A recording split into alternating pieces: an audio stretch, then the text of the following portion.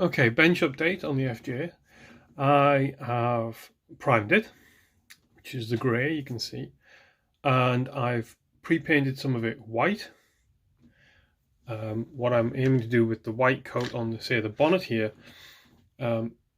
is this will be cut back. So I will try and cut this back with some very, very fine sandpaper. Once it's top coated, obviously, cut the top coat back to the white. I've also got a bunch of metal coat on, a bunch of my Duralumin, that, which I can never say. So this is going to be prior to salting. So a lot of the areas that I should also say I also dented a lot of the panels this morning with the solder gun. So I have put a lot of dents. You can see on the bonnet there's a few. There's another chunk there, you can see. And then I've gone around all the edges pretty much on every. Oh, that's not white. This is actually going to be white to finish. So I haven't put the white on like I've done with the bonnet, because it's going to be white at the end anyhow. So what I want to do, obviously, I want to get the metal coat, as I'm talking about, and the rust coat underneath the white paint on the roof. So everything has had the silver patches put on, which is where I will then be sticking my salt. It always looks a bit of overkill. It's kind of interesting mental thing when you're doing it. I'm like, oh my god, I'm doing too much. It will never look like that. But it's just where the salt gets stuck is what you're going to see in the end. So much more reduced effect. Like I look at that front bumper there. It's like, man, it looks like camouflage, but it's not going to have that much salt stuck on it. So the next stage is going to be rusting. So I'm going to get some browns out of my little pots of paint and mix up some rusting colour. And I'm going to put some rust on much the same way, just brushing it on. I'm not doing anything fancy here. My problem with spraying all of this stuff on is that it gets to be quite uniform. And I'm not going to go out and buy 4 cans of paint. This is where I wish my airbrush had a compressor and wish I was up to speed with all that, because it's much more efficient to do different colour, bits of different colour. But with rattle cans, obviously it's expensive and colossally awkward. I like brush painting because it's easier and get a lot of tone, a lot of difference, and yeah, so that saves a bit of faff on. So yeah, rust next. Okay, a little painting update, and the metallic and rusting effect is done. Look at the bonnet here, show you what I've been up to. So I did a whole bunch of metallic sections, as you may remember, and I've then added some rusty brown in a couple of different shades to that metalwork. So I'm quite pleased with how it looks. Obviously, it looks pretty knackered right now. It doesn't look too bad to my eye as a finish, even just on the end product. But of course, what I'm going to be doing with this is now salting it. So all the surfaces have had the same sort of treatment, especially the dents and the nicks I put in it. Everything's ready to go. So rather than leave it like this, obviously, which is tempting, I can't because I haven't put the top coat on yet. So I'm now going to salt it. So what I'm doing is I'm just getting some crystals of different sizes, and I'm just obviously going to wet the places I want the rust and all the metal work to come through. And I'm going to dab a bit of water on, dab a bit of salt, presto.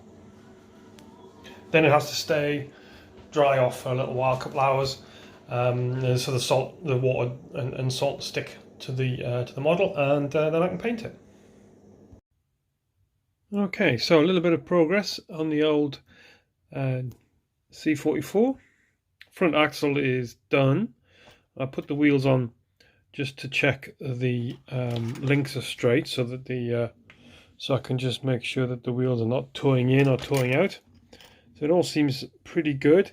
I did measure these, especially this steering link, and when I put it on, the wheels were toeing in, I think. So I think it was obviously too short. So I just kind of unwound it until I got to a point where the wheels were parallel. So I don't know what measurement that is in the end. I think, you know, with this sort of kit, it's a little bit. You start off with what they recommend, and then you adapt it. In terms of the axle running smoothly, it took a little bit of doing, but it's a little bit notchy still. There's a little bit of notch in the diff, but I'm expecting that these things are probably not precision machined, and I would hope to think that after a decent run, a couple of runs, it will probably smooth some of the edges off. But I mean, it does run. As I say, a little tiny bit of notchiness, but nothing I'm going to worry about right now. I will point out that there are some fit issues. Well, I'll come to the back axle in a minute. That's where I've found them worst. On this, I have changed some of the bolts, like there. I've done away with the sort of cross-headed screws, the Phillips-headed screws that they've given, and replaced them with some cap-headed bolts, mainly because the cap-headed screws, the cross-headed screws weren't long enough, or they were too long. So I've used some bolts of the what I consider to be the right length. These ones where it screws into the steering arm here, the hub.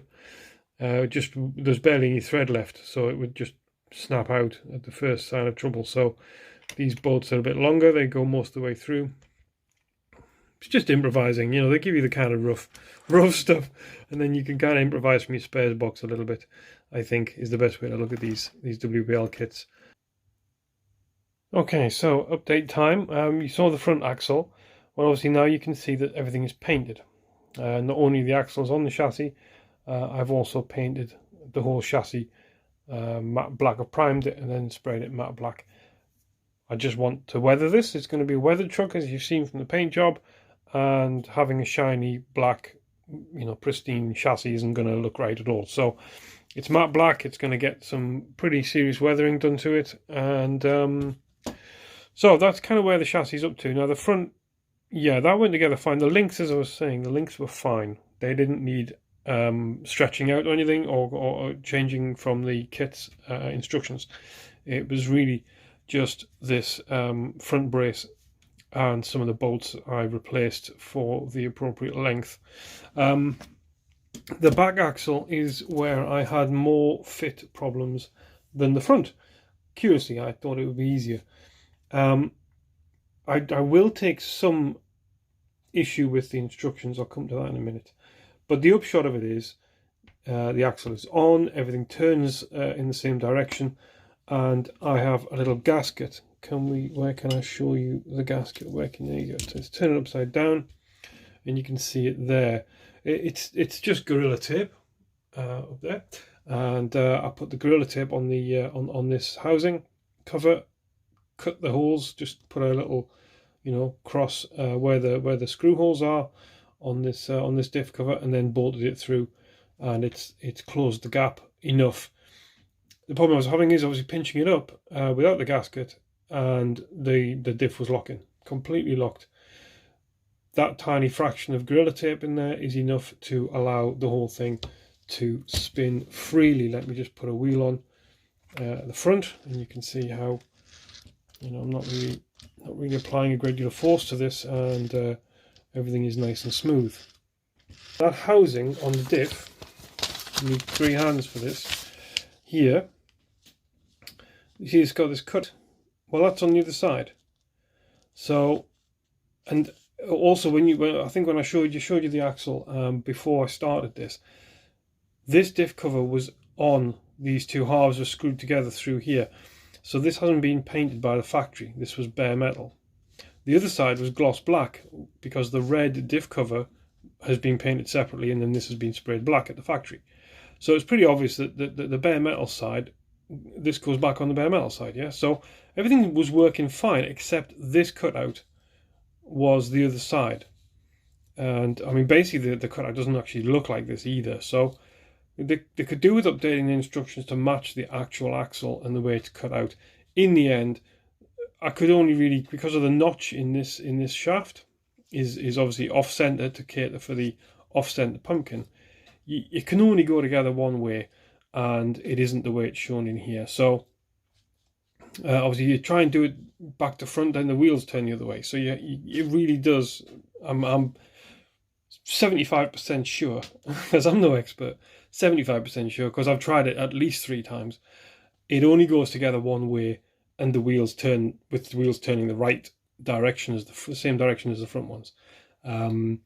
So yeah, if you get to this point and you're like, yeah, well, mine doesn't look like that, don't worry about it. Put it together the only way it'll go together. Well, I guess that's it. I don't think it really matters to the truck, in truth, whether the pumpkin is offset to this side or that side. Do you know what I mean? I don't know that it really matters. Anyway, I've got it together. The wheels turn the same direction. It's nice and smooth. I'm calling that a win. So, as you can see, it's all black. I've covered up the sort of vent holes on the motor and bits and bobs I didn't want covered in paint. So yeah, it's all good. I'm happy with it so far. As you see, I have had it running. There's some pictures on Instagram, some video on Instagram of the chassis running before it was painted.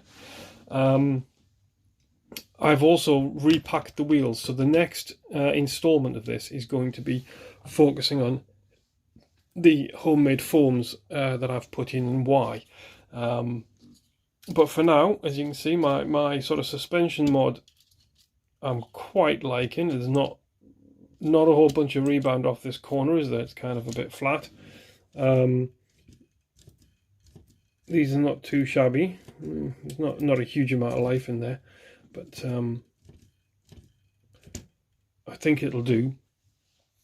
Well, I'm going to stick with it for now. So yeah, there we go. I don't think I've got much else to talk to you about. Oh, Harley, come on, sit properly, girl. Have some dignity. I know you're psychotic, but have some dignity. Yeah, there you go. That's what we're up to. And I will leave you for this episode, I think, and we will come back and talk about the foams in the next episode. I might put a bit of running on this, although it's going to be about 12 minutes, so maybe I won't. But check us out on Instagram @RCFun. You will see on our feed this going up some pine board and so on. It does run really nice. All right, cheers guys, see you next episode.